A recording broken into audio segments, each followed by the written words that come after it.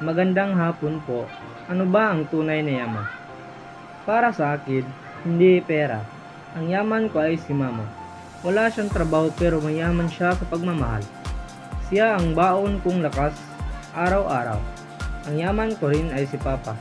Pagod siya sa kakatrabaho pero hindi nauubos ang pag-asa niya para sa akin.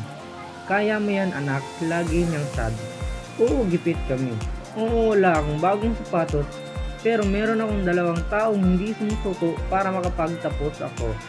Kaya hindi rin ako susuko. Ang bawat letra sa notebook ko, gawa sa pawis ni Papa. Ang bawat umaga kong sigla, gawa sa kalinga ni Mama. Mapa, hintay lang kayo. Ang diploma na hawak ko balang araw ay bayad sa lahat ng luha at pagod ninyo. Mahal ko kayo. Ito ay para sa inyo. Maraming salamat po.